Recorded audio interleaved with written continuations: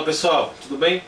Hoje nós vamos falar sobre a Lei de Armas, a Lei 10.826 e a polêmica com relação à súmula 513. Nós vamos entender a súmula 513 e nós vamos falar sobre algumas questões na divergência da jurisprudência do STJ e do STF, tá? Antes de começar, eu vou falar um pouco sobre os principais tipos da Lei 10.826 e aí nós vamos comentar a questão da abolição criminis temporária e algumas questõezinhas da jurisprudência no final. Então vamos lá. Os principais crimes, os principais tipos da Lei 10.826 são o artigo 12 e o artigo 14 e 16. Esses são os que têm maior incidência no concurso, tá? Que não dispensam uma leitura dos demais tipos, tá? Principalmente do disparo de arma de fogo, do tráfico de armas, tá? Isso depois você vai dar uma lida. Nós vamos falar rapidinho sobre o 12, 14 e 16 agora. O 12 trata da posse de arma de uso permitido. O que significa isso é a pessoa ter a arma em casa, ter a arma no trabalho, ter a arma em um sítio, ter a arma em algum lugar. A pessoa não está carregando essa arma. Essa arma está guardada, por isso a pessoa tem a posse. E é uma arma de uso permitido. Arma de uso permitido são aquelas de baixo calibre, de baixo potencial destrutivo, tá? Então a pessoa tem em casa guardada uma arma dessa. O artigo 14 trata do porte ilegal de arma de uso permitido. Esse porte ilegal é o transporte da arma, é carregar a arma consigo, tá? É levar a arma de um lugar para o outro, fora da autorização dada, fora dos limites da autorização. Pode acontecer às vezes um instrutor de tiro, um atirador esportivo, ele tem uma guia de transporte, por exemplo, e aí ele tem o trajeto determinado que ele vai seguir até a competição, e aí ele sai desse trajeto, tá? Quando ele sai desse trajeto, ele passa a agir em desacordo com a regulamentação, desacordo com a autorização concedida, então ele vai incidir no artigo 14, tá? Outra hipótese é a pessoa que não tem sequer o posse da arma autorizado e carrega uma arma, que é a hipótese mais comum, né? A pessoa carrega a arma para praticar um crime, por exemplo, sei lá, e não chega a praticar o crime, né? Senão o crime vai ser absorvido. Tá? Então o porte ilegal da arma, ele tem uma arma de uso permitido e ele está carregando essa arma de uso permitido.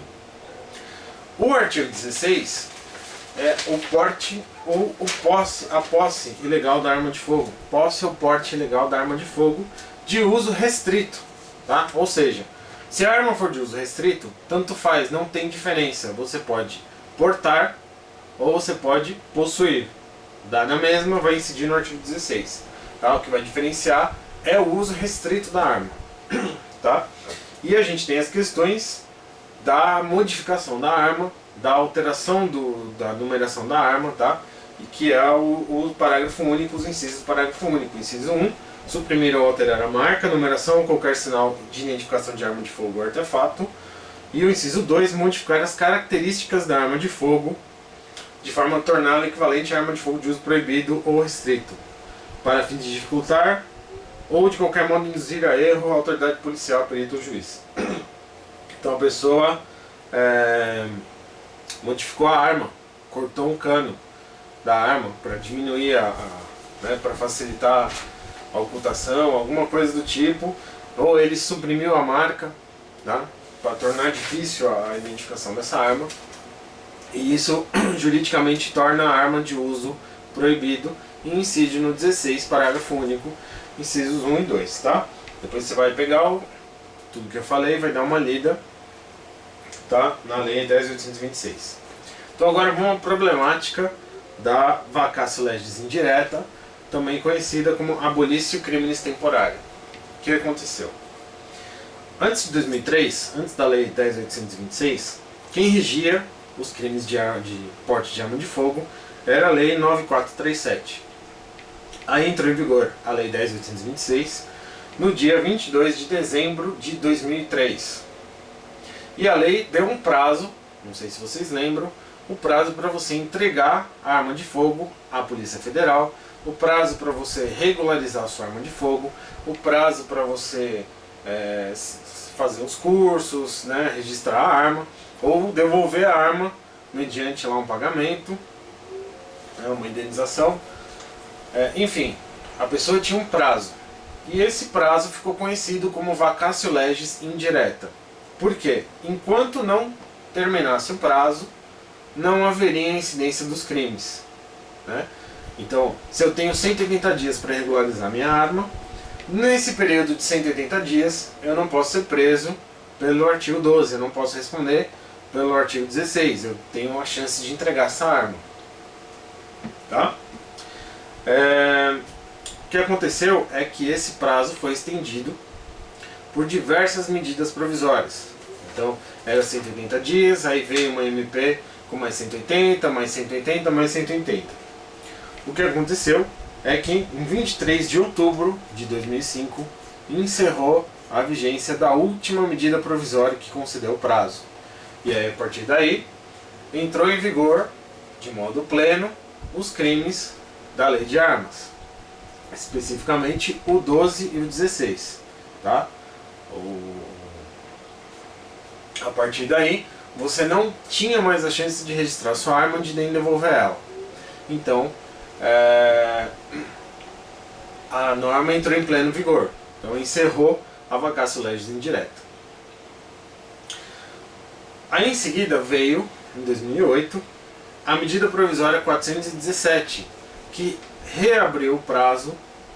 Tá? Então, ou seja, entre 2005 e 2008, houve a incidência plena da Lei 10.826. Mas, em 2008, a MP 417 reabriu a oportunidade de você regularizar a sua arma. E ela alterou o artigo 30 da Lei 10.826, que diz o seguinte: os possuidores de arma de fogo de uso permitido, ainda não registrada, deverão solicitar seu registro até 31 de dezembro de 2008. Tá? E aí, a partir daí, houve uma discussão. Se eu posso registrar minha arma em 2008, aquela pessoa que foi presa, que foi processada, que foi condenada em 2007, poderia registrar sua arma em 2008. Aí veio uma questão: houve abolício criminis para trás? A partir desse momento em que veio uma medida provisória, eu poderia ter a chance de registrar minha arma? Se eu já fui preso pelo porte de arma, pela posse de arma, melhor dizendo, eu fui preso pelo posse de arma de uso permitido em 2017, e em 2018 uma medida provisória deu a chance de eu regularizar a arma. Isso gerou uma divergência entre o STF e o STJ. O STJ entende que sim, retroage para tudo, e você, a partir da medida provisória 417, você tem a chance de voltar para trás com relação ao artigo 12. Por quê? Porque a medida provisória fala que os possuidores de arma de fogo de uso permitido, ainda não registrada, deverão solicitar seu registro. Ou seja, a medida provisória, ela provoca uma abolício criminis temporária com relação ao artigo 12 para trás. Tá? O artigo 16 não. O artigo 16 continua na sua vigência normal a partir de 23 de outubro de 2005. O STF já não. O STF entende que a medida provisória 417 não retroage, não vai alcançar os fatos pretéritos à sua vigência. Tá? Por isso, para o STF, a medida provisória 417 só gera efeitos entre 31 de janeiro de 2008 a 31 de dezembro de 2009. Tá? E a súmula 513 nisso? A súmula 513 não mexeu nessa cumbuca, nessa divergência entre o STF e o STJ.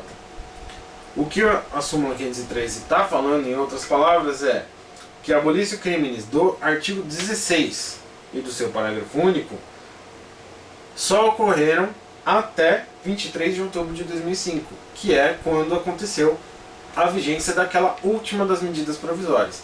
Então, súmula 513, artigo 16, parágrafo único, de 23 de outubro para trás. Tá? A polêmica da MP 417 não entra na súmula. Tá? Isso é algo que a jurisprudência ainda precisa ser pacificada, e eu acho que o STJ percebeu, teve a sensibilidade de entender essa divergência no jurisprudencial e poderia ter inserido isso na súmula, não inseriu. Então ficou só até 23 de outubro de 2005. Tá? Bom, agora vamos falar sobre algumas questõezinhas com relação à lei de armas, que são importantes, que podem cair no seu concurso. A arma desmuniciada é crime. A pessoa está portando uma arma sem munição. É crime. Informativo 699 da STJ. Por quê? Porque é um crime de perigo abstrato, né? Se a pessoa carrega só a munição, também é crime de perigo abstrato, porque aquilo pode gerar um potencial de dano a alguém. Então é perigo abstrato. Só o fato da arma ou da munição circular já é algo que o legislador quer proteger antes que isso aconteça um dano. Então a antecipação das condutas criminosas, né? Crime de perigo abstrato. O STF HC 119.154 e STJ Agravo Regimental no RESP 144.2152 de Minas Gerais. Com relação ao porte de munição, tem uma questão bastante controversa no STF HC 133.984, segunda turma. Eu até vou ler a ementa para vocês. Habeas corpus. Delito do artigo 16 caput da Lei 10.826 de 2003. Paciente portando munição. Atipicidade material da conduta. Incidência do princípio da insignificância. Ordem concedida. A análise dos documentos pelos quais se instrui o pedido e dos demais argumentos articulados na inicial demonstra a presença dos requisitos essenciais, a incidência do princípio da insignificância e a excepcionalidade do caso, a justificar a flexibilização da jurisprudência deste Supremo Tribunal Federal, segundo o qual o delito de porte de munição de uso restrito, tipificado no artigo 16 da Lei 10.826 de 2003, é crime de mera conduta. Então eles estão dizendo o seguinte: nesse caso concreto nós vamos flexibilizar a jurisprudência que até então vigente de que o crime do artigo 16 é crime de mera conduta, porque bastaria você carregar uma arma, bastaria você carregar uma munição para você incidir no crime do artigo 16. 2. A conduta do paciente não resultou em dano ou perigo concreto relevante para a sociedade, de modo a lesionar ou colocar em perigo bem jurídico na intensidade reclamada pelo princípio da ofensividade. Não se há subestimar a natureza subsidiária fragmentária do direito penal, que somente deve ser acionado quando os outros ramos do direito não forem suficientes para a proteção dos bens jurídicos envolvidos. 3. Ordem concedida. Então ele está falando o seguinte: a pessoa tinha, o caso concreto foi o seguinte, a pessoa tinha um pingente, né, de colar, que era uma munição, tá? Era uma munição de fuzil. E essa pessoa foi presa em flagrante e foi processada pelo crime do artigo 16. O que o STF entendeu é que o porte e a posse dessa munição não gera dano capaz de prejudicar a paz social, a segurança pública, a todos aqueles bens jurídicos tutelados pela lei de armas. E aplicou o princípio da insignificância. Então, primeiro, ele disse: eu sei, é crime de mera conduta, né, a jurisprudência vai nesse sentido, é crime de perigo abstrato, mas aqui, como não houve um dano, como não houve um perigo concreto, tá? Eu vou aplicar o princípio da insignificância. Isso pode sinalizar que o STF vai mudar a sua jurisprudência de crime de perigo abstrato para crime de perigo concreto, tá? Também pode ser tratado como um acórdão isolado na jurisprudência daqui para frente. Não sabemos, tá? Isso aconteceu em 2016, tá? A gente precisa ficar de olho para saber qual vai ser o caminho que o STF vai seguir. Isso foi um acórdão da segunda turma, não foi do plenário. Então, e o STF muda de informação, tá? E às vezes acontece de retomar a jurisprudência anterior ou de a jurisprudência evoluir. Então, se perguntarem o porte de uma única munição, tal, você aplica o acórdão mais recente de 2016. Tá? Se perguntarem como que é a jurisprudência do Supremo, fala que é crime de perigo abstrato. Tá? E aí nós vamos acompanhando e ver o que vai acontecer, cenas do próximo capítulo. Tá? Continuando nas questões jurisprudenciais. É preciso fazer apreensão na arma para condenar uma pessoa pelos crimes? Não. É dispensável a apreensão da arma, tá? É irrelevante a apreensão e a perícia, porque é um crime de perigo abstrato, crime de mera conduta. Só o fato da pessoa portar já produz o fato típico, tá? Então, esse entendimento do STJ, a RG RESP 129.4551. Mas foi feita a perícia e constatou que aquela arma estava quebrada. Aquela arma era incapaz de produzir disparos. Aí o STJ entende, agravo regimental no ARESP 397.473-DF, que aí não há incidência dos crimes, não há incidência do artigo 12 e 16. 12, 14 e 16. Por quê? Porque aqui é um crime impossível por ineficácia absoluta do meio. Então a arma tem que ser totalmente incapaz de produzir disparos, tá? É um crime impossível. Se a arma tiver uma incapacidade relativa, você aperta o gatilho 3 vezes, ela dispara uma, aí não. Aí ela não é um crime possível, porque a ineficácia é meramente relativa. Se a ineficácia for absoluta, se a arma não dispara nunca, a arma está quebrada, a arma está impraticável de produzir disparos, aí é um crime impossível. Tá? E por último, com relação à arma branca. A pessoa trazia consigo uma faca, uma lâmina, uma gilete, alguma coisa. Isso é crime? Portar arma branca? Uma pessoa foi apreendida, foi surpreendida no centro de Belo Horizonte portando uma faca com a lâmina de 18 centímetros. Tá? Essa pessoa foi processada pelo artigo 19 das Leis de Contravenções Penais. Trazer consigo arma fora de casa sem licença. Se fosse arma de fogo, ela seria processada pela Lei 10.826, mas, se não me engano, o Juizado Especial Criminal de Belo Horizonte entendeu que a Lei de Contravenções Penais ainda estava em vigor, não foi revogada pela Lei 10.826 na parte de armas brancas. E isso chegou no STJ. O STJ entendeu aplicável no RHC 66679, conforme as circunstâncias do caso concreto. Porque a pessoa estava no centro de Belo Horizonte, à noite, portando uma faca de 18 centímetros. Tá? Então assim, as circunstâncias do caso concreto fazem incidir a Lei de Contravenções Penais. Tá?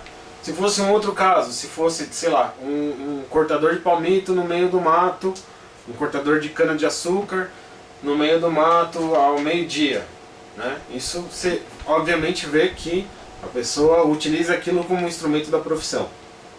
Tá? Por exemplo, não foi o que aconteceu. A pessoa estava no centro de Belo Horizonte à noite, num lugar ermo, portando uma faca comprida, 18 centímetros. Tá? Mas o STF ainda não decidiu com relação à incidência da Lei de Contravenções Penais, mas já decidiu que essa questão tem repercussão geral. Foi no ARE 901 623. Então nós estamos esperando o STF decidir se o porte e a posse de arma branca continua sendo contravenção penal pelo artigo 19 da Lei de Contravenções Penais. Tá bom? Pessoal, lei de armas, procurei fazer o mais compacto possível e eu utilizei a ajuda de um amigo meu que está fazendo no Instagram um apanhado de jurisprudência. Ele está pegando principalmente as súmulas, pegando os informativos e está transformando aquilo numa imagem para colocar no Instagram e fazer os comentários abaixo. Ele me ajudou a fazer esse vídeo, nós discutimos bastante coisa e ele fez o Instagram dele, ele colocou o resumo mais ou menos dessa questão da súmula do STJ e da vacatio legis temporária, da abolição criminis temporária, tá? Vacatio legis indireta, abolição criminis temporária. E aí ele colocou no Instagram dele lá. Eu vou deixar o link na descrição aqui para vocês darem uma olhada, tá? E assim também a gente ajuda a divulgar o que ele está fazendo, que é um serviço muito bacana e muito importante para quem está estudando para concurso, tá? E ele publica as coisas dele lá sem cobrar nada, né? Ele faz o resumão do informativo e coloca lá. Então se vocês tiverem curiosidade, vai lá dar uma olhada, clica lá no gostei dele, que está ajudando bastante, tá bom? Então pessoal, um grande abraço, bom carnaval, divirtam-se, mas com moderação, porque a gente precisa estudar. Tá legal? Um grande abraço, tchau!